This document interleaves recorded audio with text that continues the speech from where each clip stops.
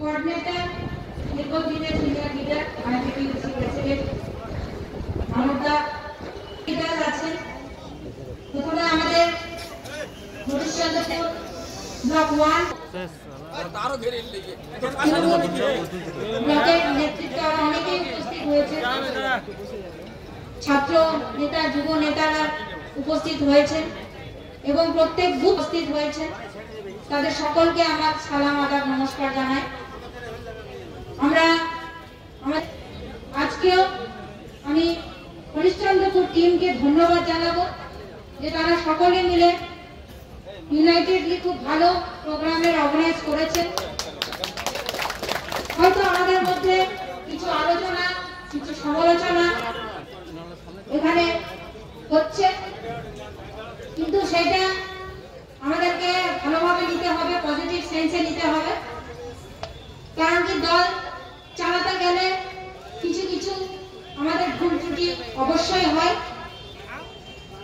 আগামী দিনে কিভাবে সেগুলোকে সংশোধন করা যেতে পারে এবং সকলকে নিয়ে ইউনাইটেডলি কিভাবে কাজ করা যেতে পারে, এটাই হচ্ছে মেন উদ্দেশ্য আজকে আমাদের এই সম্মেলনে। আপনারা জানেন আমাদের রাজ্য নেতৃত্ব অলরেডি আমাদের ডিস্ট্রিক্ট কমিটি করে দিয়েছে, ব্লকে কয়েকজনকে দায়িত্ব দিয়েছে। এর পরবর্তীতে প্রত্যেকটি বিধানসভাতে ব্লক ওয়াইজ পূর্ণাঙ্গ ব্লক কমিটি হবে এবং তারপরে পূর্ণাঙ্গ অঞ্চল কমিটি হবে। এবং বারবার করে রাজ্য নেতৃত্ব জানিয়ে দিয়েছেন, ইনস্ট্রাকশন দিয়েছেন যে সকলকে নিয়ে, কাউকে বাদ না দিয়ে যত আমাদের লিডারশিপরা আছেন সবাই যাতে সম্মান পায়, সবাই যাতে একসঙ্গে কাজ করার সুযোগ পায়। এবং অঞ্চল নেতৃত্ব এমন করে বেছে নেওয়া হবে যাতে সব থেকে ফিটেস্ট ক্যান্ডিডেট, সব থেকে পপুলার ক্যান্ডিডেট, তাকে যাতে অঞ্চল প্রেসিডেন্ট করা হয়। এবং সেটা আমরা অবশ্যই, আমাদের জেলা নেতৃত্ব এখানে উপস্থিত আছেন, মজ্জাম সাহেব, মানবদা এখানে ওখানকার জোনাল প্রেসিডেন্ট, আমরা সবাই মিলে বসে আপনাদেরকে নিয়ে আলোচনা করব, করে তারপর আমরা ফাইনাল করব।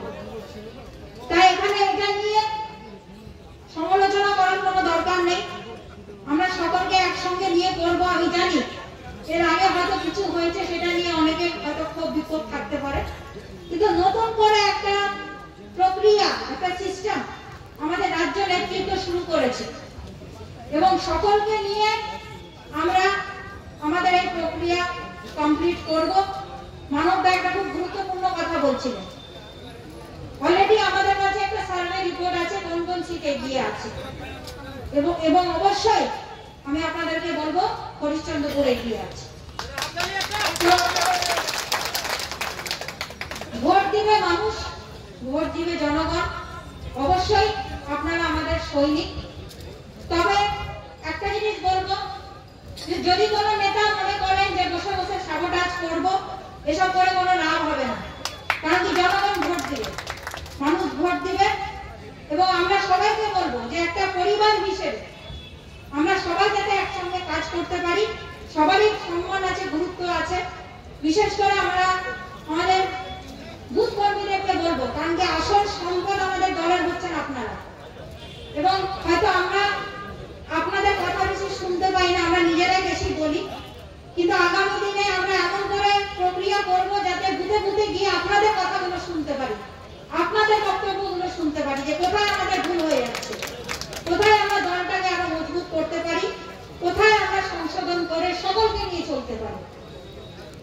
এবং আমাদের নেত্রী মানুষের তারা কাজ করছেন না, হয়তো অনেক অঞ্চল নেতৃত্ব বা অঞ্চল প্রেসিডেন্ট, ব্লক নেতৃত্ব আগে ছিলেন, যারা হয়তো কাজ করছেন না, শুধু পদ নিয়ে বসে আছেন।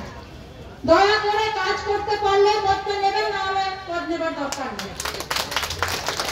এটাকে মাথায় রাখতে হবে, কারণ সামনে যে নির্বাচন, 2021-এর যে নির্বাচন, সবসময় মনে রাখবেন এটা কিন্তু তৃণমূল আর বিজেপির লড়াইয়ের নির্বাচন। এখানে কংগ্রেস কোনো ফ্যাক্টর থাকবে না, সিপিএম কিন্তু কোনো ফ্যাক্টর থাকবে না। পুরো রাজ্যে আমাদের তৃণমূলের সরকার, মানবিক মুখ্যমন্ত্রী সরকার, ধর্মনিরপেক্ষতার সরকার, একটা সাম্প্রদায়িক শক্তির সঙ্গে লড়াই করতে যাচ্ছে। তাই আমাদের সকলকে ঐক্যবদ্ধ হয়ে কাজ করতে হবে এবং বিশেষ করে আমাদের নেত্রী বুথ প্রেসিডেন্টদেরকে জিজ্ঞেস করছি কি আপনারা করবেন তো ভোট? মন দিয়ে ভোট করবেন কি করবেন না? সবাই মিলে মন দিয়ে ভোট করব, নিজের বুথ জিতব। আজকে এখান থেকে আমরা শপথ নেব, নিজের বুথ নিজে জিতব। এই শপথ যদি আমরা নিই, প্রত্যেকটা বুথ আমরা জিতব, প্রত্যেকটা অঞ্চল জিতব, প্রত্যেকটা ব্লক জিতব, যেটা এর আগে হয়তো আমরা করে দেখাতে পারিনি। কিন্তু 12টা সিটে 12-0 করে দেখাতে হবে, এই শপথ আমাদেরকে নিতে হবে এবং আমার বিশ্বাস